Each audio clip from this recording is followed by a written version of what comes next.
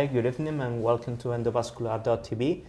We are now ready to interview John Hardman. John is one of the most important guys in the world in terms of endovascular therapy and aortic therapy. He was one of the pioneers and is a very skilled guy working now in the Bath Bristol Complex Hospital in the south of England.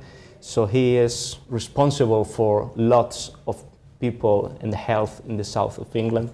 So we're trying to ask him some difficult questions to put his opinion on the overview for the next years in treatment and the vascular therapy and the aortic segment. So John, what do you think about, with all your experience, with all you've done, in the moment you are, what will be the future for the next 5 to 10 years? What do we need? What do we have? I've already had 16 years in endovascular EVAR, so I think there's some very exciting developments to come.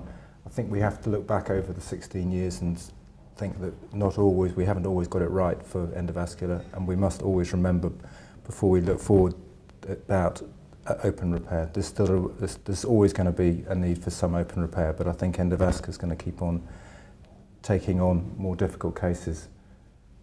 All right. And if we look at the technology we have today, we have been through very different stages and situations in terms of first the beginning, the establishment of the therapy.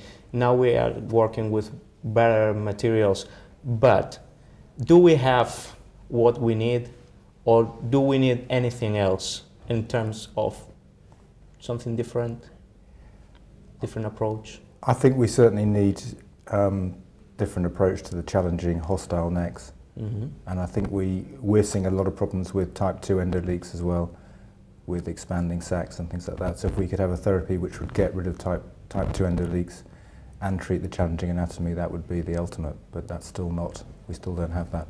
Okay, so you are diverting to something like the importance of the type 2, that's really, there are graphs that are addressing this problem right now.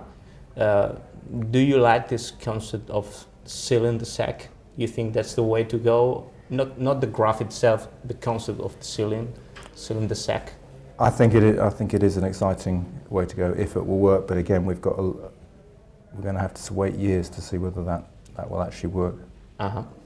And the other question is it's more personal.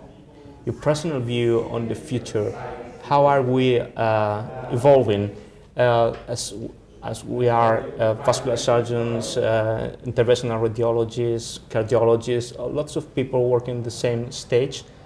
Do you think that we need to merge together and do something different, like the endovascular therapist for the future? There will be no more a surgeon, no more a radiologist, no more something so tagged, and more like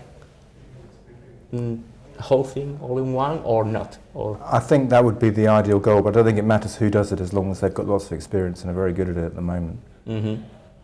And on the other hand, you've been facing and working with one difficult situation that was the situation in the UK with the centralization. That is difficult to do. It's a good idea, but you were living that situation. What's your feeling about that?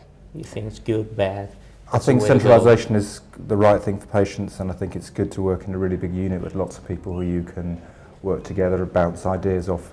But if you're in a centre like mine, which is actually being effectively shut down and moved elsewhere, it's always quite difficult, centralisation. So because we are now in Spain and the other countries around Europe, there are a lot of discussion about this, and probably there is not a perfect system, but the way to go is go and centralize. Do you think so? Definitely, it's better for patients. I think it's better for individuals to work in big units where you can buddy up with other people and you can learn from other people. Mm-hmm. And do you have any advice if you've gone through all the process?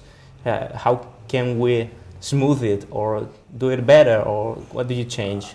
I think you've got to talk to the people you're going to move with, and I think often you need to meet up socially and break down all the barriers, because the important thing is to move into a centre where you all get on. Mm-hmm. So what will be your advice for a guy that is now starting his career? He wants to work in this environment. What would be your major advice for a young guy trying to go ahead with this? Well, I think you need to be the person who has the patients, who has the referrals. I think if you're a radiologist, you're in difficulty. Don't have the patients. You need the patients, and you need the skills. Okay. So thank you very much, John. Okay. It has been a pleasure to interview you. Thank you very And much. we will go now for dinner. Yeah. Excellent. All right. Thank you. Thank you.